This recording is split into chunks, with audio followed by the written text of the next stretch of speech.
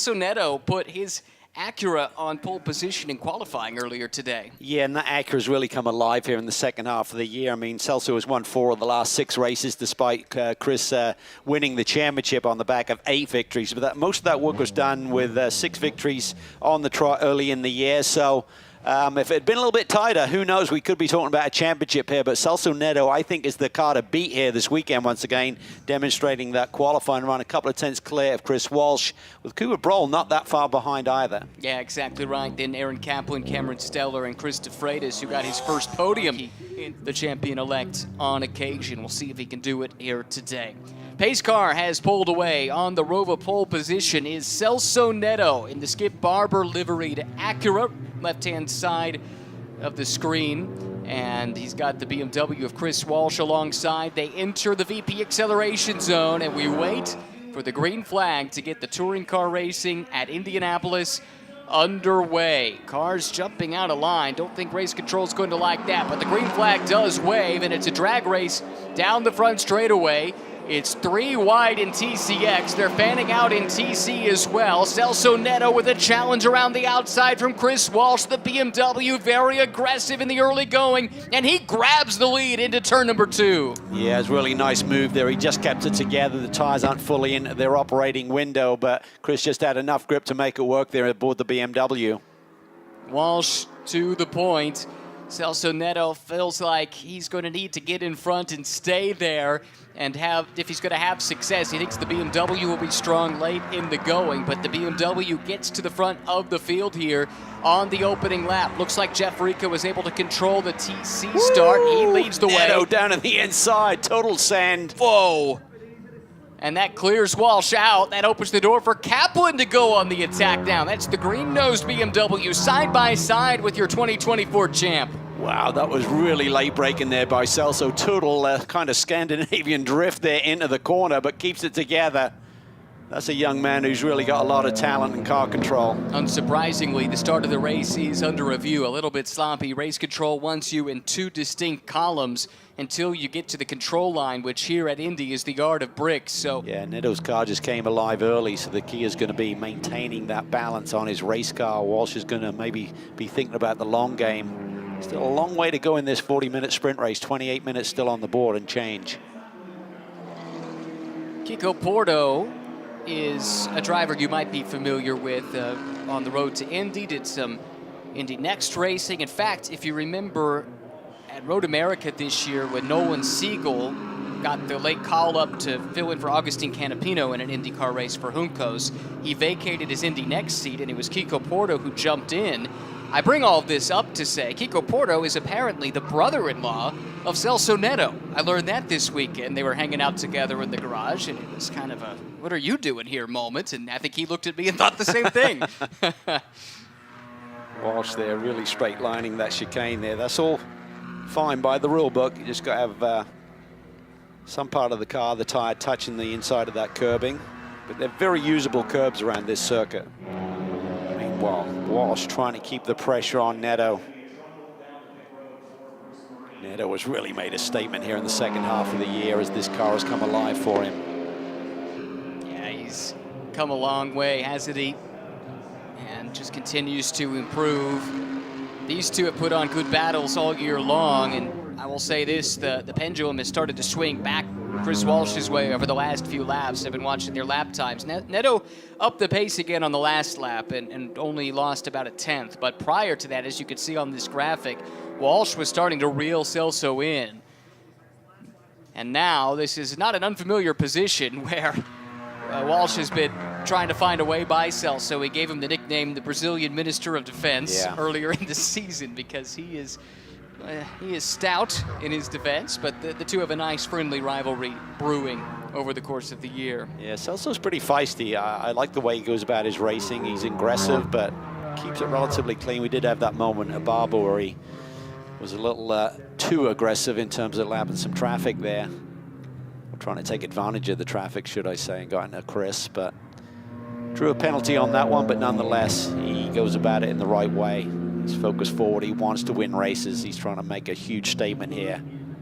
Yeah, I think you can write that one off to some desperation. He was backed up against the wall from a points perspective and was just doing what he needed to do to try and stay in the hunt. Needed to finish ahead of Chris to keep the championship alive at that stage. So there was some controlled aggression there, that's for sure. Chris, they're having to work the wheel a little bit through 14. Bit of a rare slide there, bit of oversteer coming through that final corner, it looked like. Slight edge to Celso on that lap. Yeah. The lead has stabilized at about 1.3 seconds. Stellar in third, running only 0.4 of a second off the pace of these two. That's really a lot of load with this clockwise direction racetrack on those left side tires, of course. Yeah, that's a good point. And with front engine, front wheel drive as well, it's going to put a lot of strain on those tires. Overall leaders coming through, passing the TCA leader. Celso Neto's advantage has come down. It's only 1 second, and it might be less than that now. I think so. Little wiggle there by Walsh there, trying to chase after the leader. And Walsh has been closing in. Crucially, though, Neto does still have the fastest lap, and that's important because it sets the grid for race number 2 of the weekend. Alain Lozier, who's had a nice day. First time for him racing at Indianapolis. Hasn't been racing as much in recent years, but he said, look, last year of the class might be my last chance to do it. I gotta go race at the Brickyard. Chris Walsh trying to keep the heat on Celso Neto across the stripe, just over a second between the two cars, some traffic up ahead. Chris just needs a little bit of a break here. See if the traffic can play its part. Celso clears one of the cars. Christopher Freitas next up. Right here, this could be it, because it's hard to hit the disappear button for that traffic. Yeah, quite. Celso's definitely got caught up a little bit. It's going to allow Chris to get a little bit closer, I think, with a better run here. Not much to choose between these TC and TCX cars. Neto up the inside, and we'll put De Freitas a lap down. Now does De Freitas see Walsh coming? He does, and that traffic broke the right way for Chris. You can see what a difference it makes with the amount of time he was able to claw back to Celso Neto. Yeah, two TCX cars, my mistake there, but going battle at it. But yeah, Walsh looks to be a little bit closer as he crosses the stripe. This time it's 1.196. This time it's 0.889. So 0.3 advantage with traffic there for Chris Walsh. These two continue to swing at one another. They were separated their last lap times, these two, Neto and Walsh. 2 1/1000ths of a second difference between these two. Pretty toasty out there this afternoon. A lot of these cars, production based of course, have some sort of like security system set into them if they start to creep over the threshold of temps and stuff like that. So that could be something for Cooper that he's dealing with possibly. Low 80s ambient right now. Let's watch this again. Ooh, no, this is something else. Yeah, this is Neto and Walsh. Yeah, he was wide through turn 4. That put him on an acute angle to get through that chicane, but he said, no problem, just dive through the inside. And the rule is as long as you have a tire in touch with the curb, you're good to go. You're good to go. So I'd be straight lining that more every time. It seems like these cars with the higher ride height and softer suspension can absorb that pretty easily, but certainly Walsh is really putting the pressure on here on Neto. No doubt about it. Celso's going to have to earn this one. He knows that. He knows that this car is going to be a little bit tricky in the final phase of this race. Like a basketball with 4 quarters, right? 4 10-minute quarters here in this 40-minute race. And I think that's the final quarter where Celso thinks he may be a little bit vulnerable. Chris might like you to talk about football, not basketball. He was a college football player, so that would be his language. Just up the road in Valparaiso, Indiana, actually. That's where he played, non-scholarship Division I program. You know Valparaiso, don't you? Yeah, I spent a little bit of time there when TWR were based there, Tom Walkinshaw Racing with the Jaguar sports car program. Tony Dow was the team manager there. I actually did a test aboard one of the Jags, so worked with the team a little bit. always struck me as a very strange place to base your GTP or Group C prototype program in the States, but Valparaiso, Indiana it is. I think Walkinshaw is a pretty savvy businessman, so I'm sure there might have been some dividends given to him by the local city or whatever the case may be there. You and Chris can swap stories then at the end of this weekend at the banquet, maybe. Chris, though, trying to get back to victory lane, chasing down Celso Neto. It does seem like he's got the pace in that car, but finding a way by that isn't aided by traffic, that could be the challenge. Yeah, and as you can see there, Chris had looked to the inside, thought about making a dive bomb, but he wasn't close enough, and you're also on the dirtier part of the racetrack, so that really didn't go anywhere for him. So he's got to really think this out. Got to keep the pressure on. Don't throw it away by trying to make a move when you're not close enough and losing ground. Celso seems very determined to try and hang on to this. He knows he's in for a fight, though. Do have some traffic coming up. The minis, and I saw another car from another class just up the road as well, so they'll have to work through this. Not an easy place to catch the traffic here for Celso, but he manages it nicely.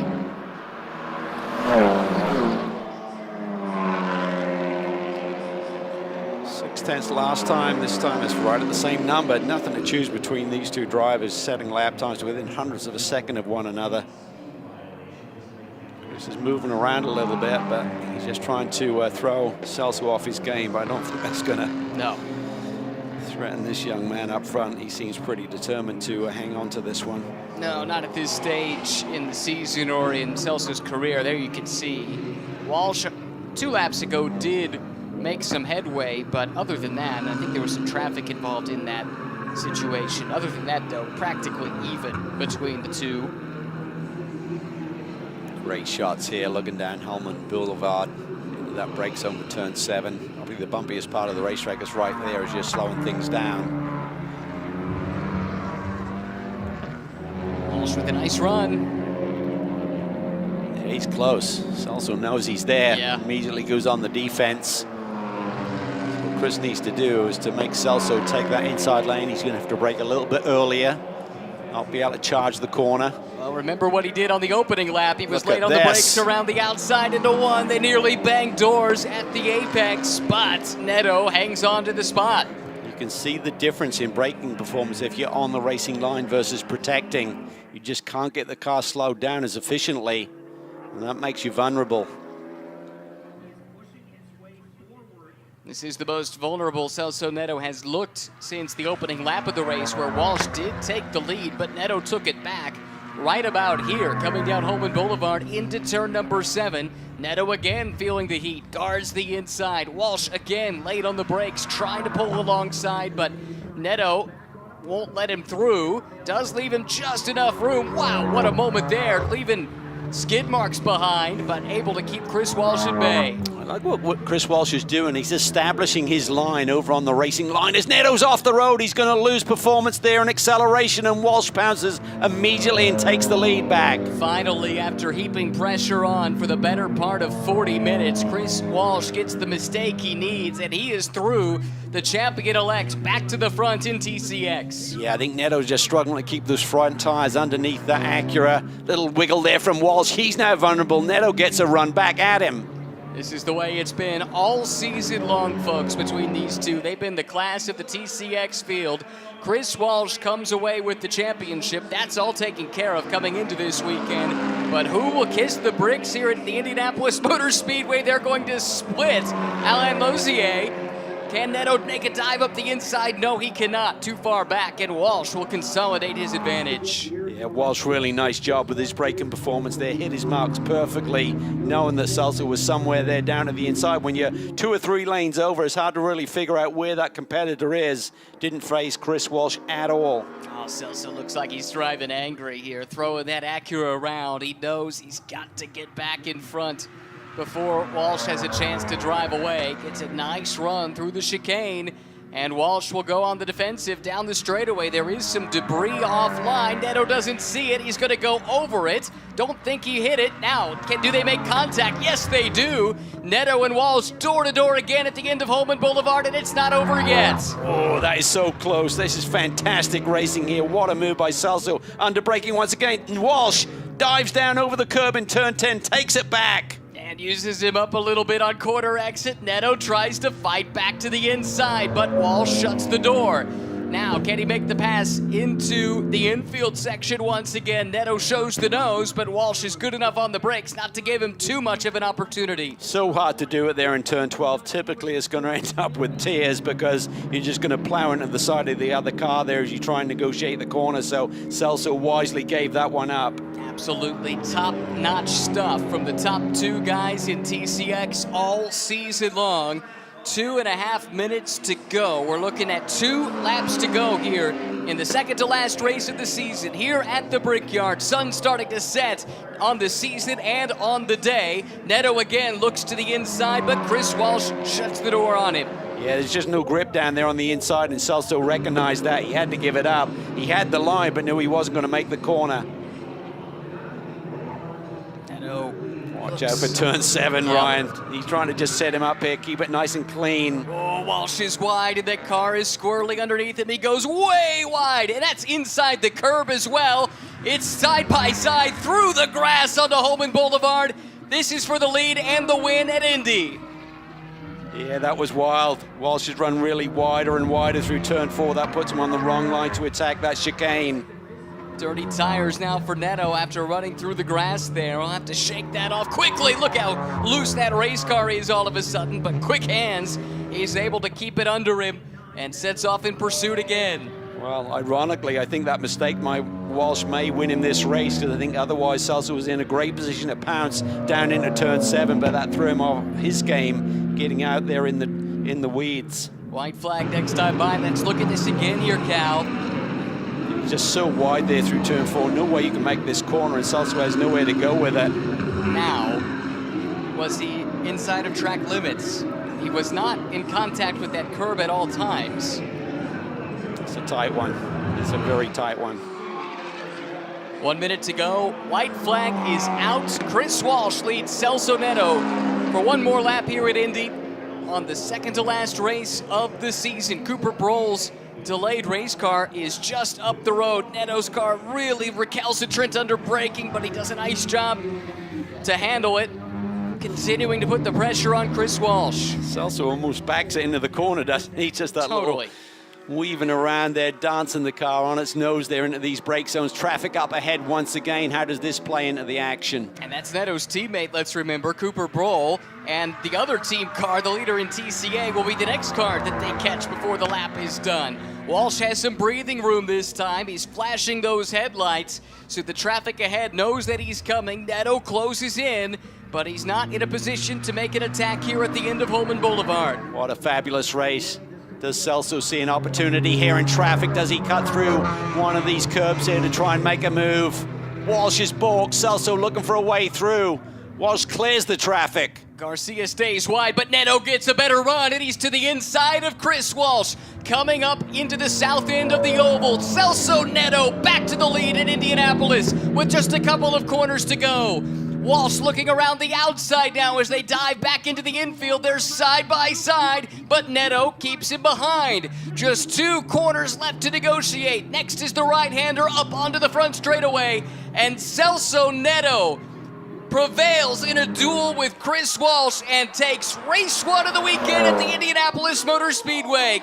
Celso Neto and the Skip Barber Racing School team will kiss the bricks. What a motor race.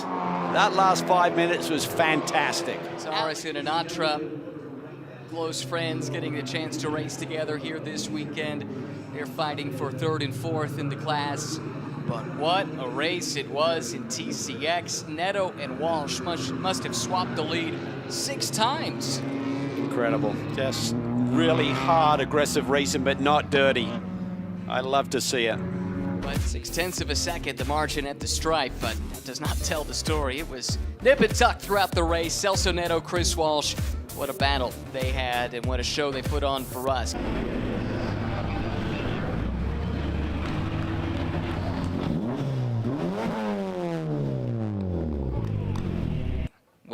cannot wait to hear from this young man. Celso Neto, what a drive. P1. P1 indeed. Well done to the Brazilian. An amazing battle. Apologies for the language in the background there, but an amazing battle. Christian Pericarpi comes in to celebrate. That's cool to see. Oh, what a great performance. And just can't wait to hear what he has to say about going wheel to wheel with Chris Walsh for multiple laps today.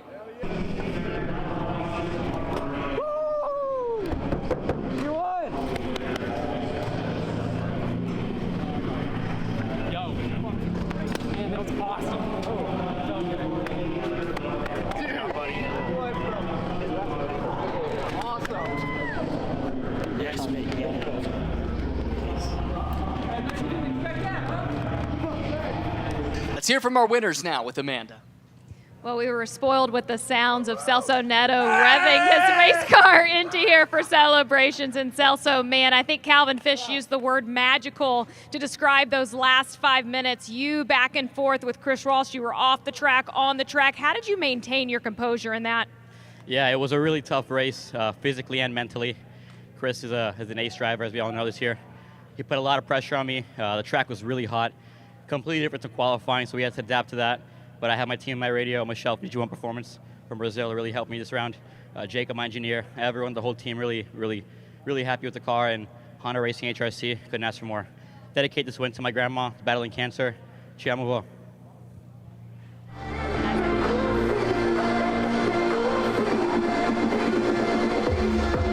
All right, folks, one more award to give out. Here it for Celso Neto!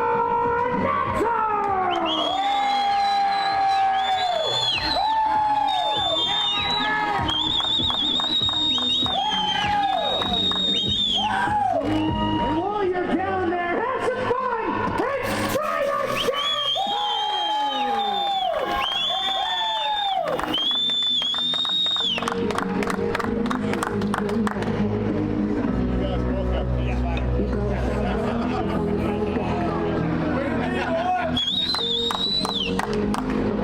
Here it again, race fans, for your TCX Class Podium!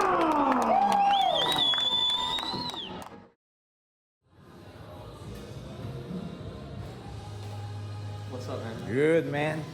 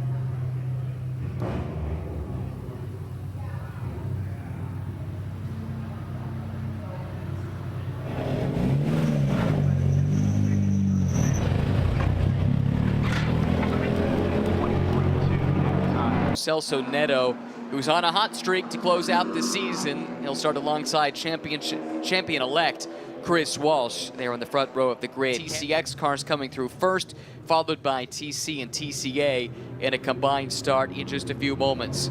The Roval Pole Award winner, Celso Neto, approaching the VP acceleration zone, and we wait for him to stomp down on the loud pedal and get this final race of the season underway. There's the green flag. Great getaway from the front-wheel drive Acura Integra. And now it's a three-wide battle for second, third, and fourth, with Cooper Brohl making the aggressive move around the outside. Stellar to the inside, and the champion Walsh sandwiched there in the middle.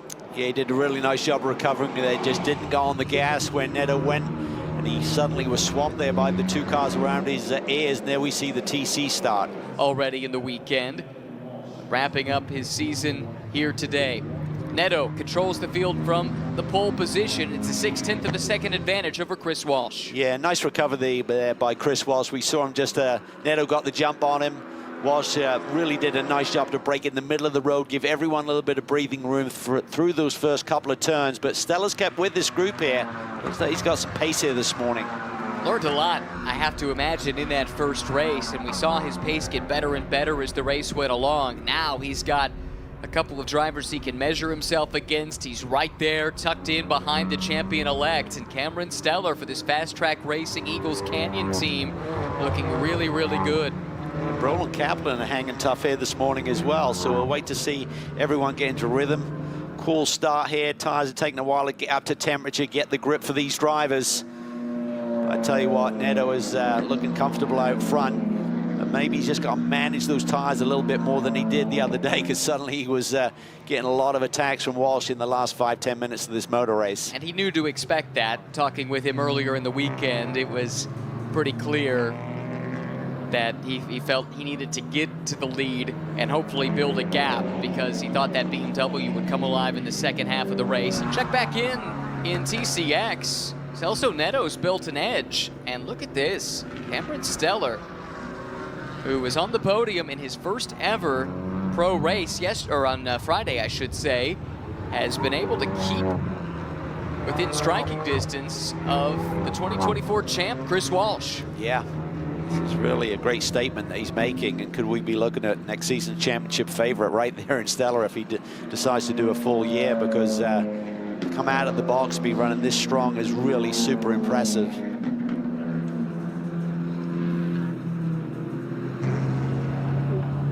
Walsh has been excellent all season long. Hardly was headed in the first half of the season. Celso Neto's been able to up the game a little bit in the second half of the year.